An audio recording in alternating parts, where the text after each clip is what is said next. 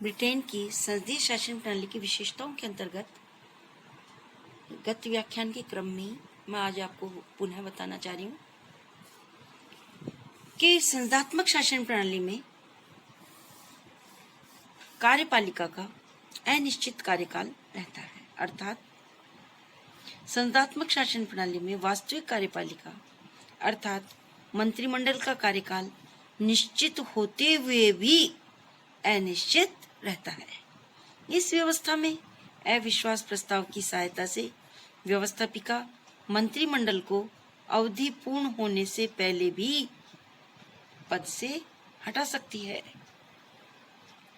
वर्तमान समय में संगठित एवं सुदृढ़ दलीय व्यवस्था के कारण ब्रिटेन जैसे देश में संसदात्मक शासन प्रणाली की इस विशेषता को प्राय गौण बना दिया गया है, लेकिन मंत्रिमंडल को अपदस्थ करने के इस अंकुश की सहायता से मंत्रिमंडल पर पर्याप्त नियंत्रण रहता है। अपदस्थ होने के भय से मंत्रिमंडल सदैव सतर्क और सतत रहता है।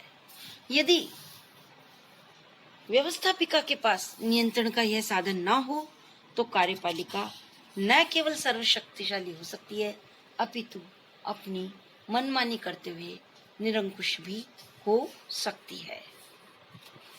ठीक इसी प्रकार अगली विशेषता है संसद की को भंग करने की शक्ति। अर्थात संसदीय व्यवस्था में जहां एक ओर कार्यपालिका का कार्यकाल अनिश्चित रहता है, वहीं दूसरी ओर संसद को भंग करने की शक्ति भी कार्यपालिका के पास रहती है। संसदीय व्यवस्था में शासन अध्यक्ष राज्य अध्यक्ष को परामर्श देकर संसद को समय से पूर्व भंग करवा सकता है। ब्रिटेन में संसद को भंग कराने की शक्ति प्रधानमंत्री को प्राप्त है। ब्रिटेन में कभी कभी इस शक्ति का प्रयोग करते हुए प्रधानमंत्री ने वहां के सम्राट द्वारा संसद को अवधि पूर्ण होने से पूर्व भी भंग करवाया है। भारत में भी प्रधानमंत्री द्वारा राष्ट्रपति को संसद भंग करने का परामर्श दिया गया है। दिसंबर 1970 में, जनवरी 1977 में और अगस्त 1989 में इस शक्ति का प्रयोग करते हुए भारत में संसद को अवधि पूर्ण होने से पूर्व भंग कराया गया है। प्रधानमंत्री चंद्रशेखर ने भी सन 1991 में राष्ट्रपति को संसद भंग करके नवनिर्वाचन का परामर्श दिया था। पीएम के रूप में ब्रिटेन में थेरेसा ने भी 2017 में कॉमन सभा को अपना कार्यकाल पूर्ण होने के 2-3 माह पूर्व ही नहीं वरन 3 वर्ष पूर्व भंग करवाकर इसके चुनाव करवाए गए थे। इस प्रकार एक और जहां व्यवस्थापिका कार्यपालिका को नियंत्रित करती है, वहीं कार्यपालिका भी संसद को नियंत्रित करती है उसको कार्यकाल से पूर्व भंग करवाने के लिए। इसी क्रम में अगली विशेषता आती है सहिष्णुता एवं परिमितता। ब्रिटेन में सत्ताधारी दल और विरोधी दल के मध्य सहिष्णुता और परिमितता का संबंध पाया जाता है।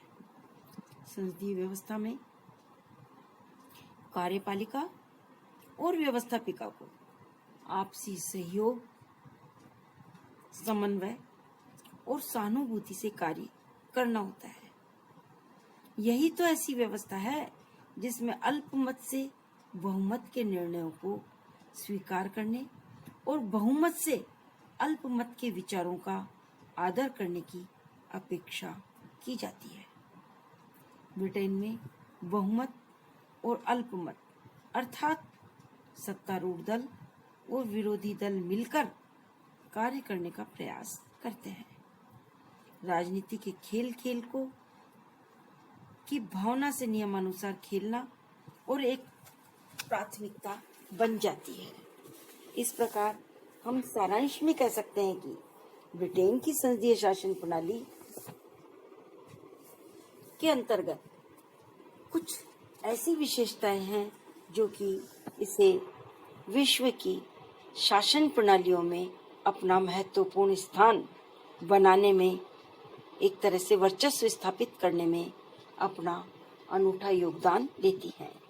दोहरी कार्यपालिका तथा व्यवस्थापिका में घनिष्ठता का संबंध, सामूहिक उत्तरदायित्व, मंत्रियों का व्यक्तिगत उत्तरदायित्व, प्रधानमंत्री का नेतृत्व, राजनीतिक सहजातीयता, गोपनीयता, व्यवस्थापिका का तथा कार्यपालिका का एक दूसरे से कार्यकाल के रूप में घनिष्ठ संबंध, अर्थात जहां एक ओर मंत्रिमंडल का निश्चित कार्यकाल है तो दूसरी ओर संसद को भंग करने की शक्ति भी कार्यपालिका के पास व्याप्त है।